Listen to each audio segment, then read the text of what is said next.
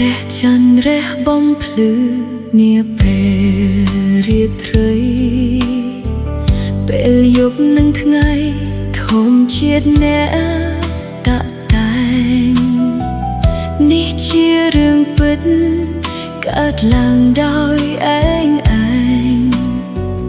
មិនចេះសំដែងដូចមនុស្សក្បត់ខ្ញុំឡើយ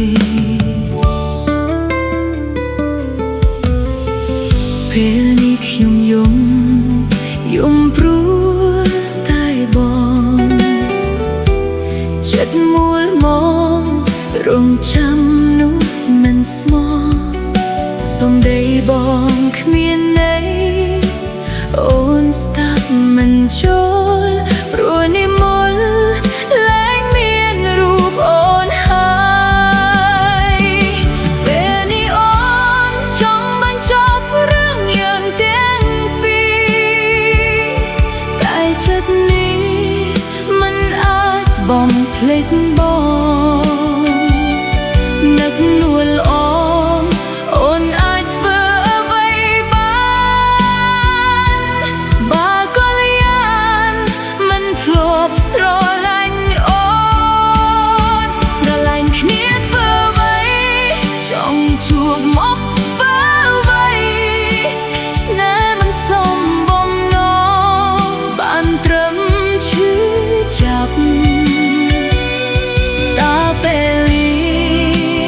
ជួបគ្នាធ្វើអ្វីមិនដេចបងមិនស្រដីវាចាមកអូនឬបងមានអ្នកថ្មីបានជាមិនប្រាជួបមករាល់ថ្ងៃមិនដែលនិយាយគ្នាពីស្រឡាញ់លែងមានទៀតហើយនេះជាចម្លើយប្រាប់ថាបែបគ្នា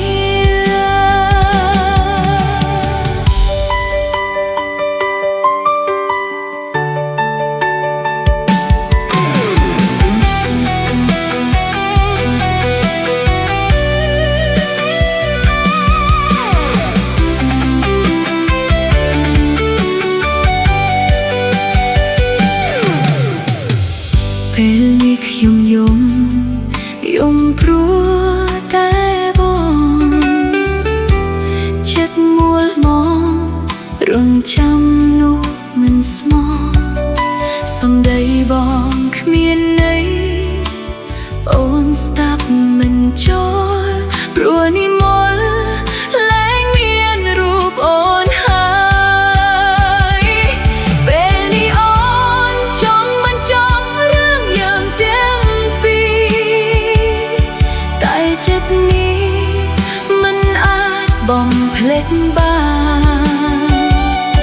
នឹកនួលអូនអាចធ្វើអ្វីបានបើក៏យ៉ាងមិនធ្លាប់ស្រឡាញ់អូនស្រឡាញ់គ្នាធ្វើអ្វីចង់ជួបមកធ្វើអ្វីស្នេហ៍មិនសមបំណងបានត្រឹមឈឺចាប់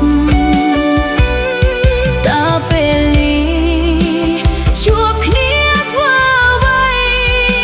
មិនដេចបងមិនស្រដីវាចាមកអូនឬបងមានអ្នកថ្មីបានជាមិនប្រា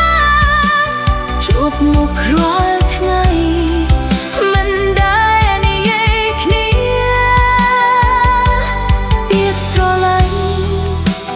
លែងមានទៀតហើយនេះជាចម្លើយ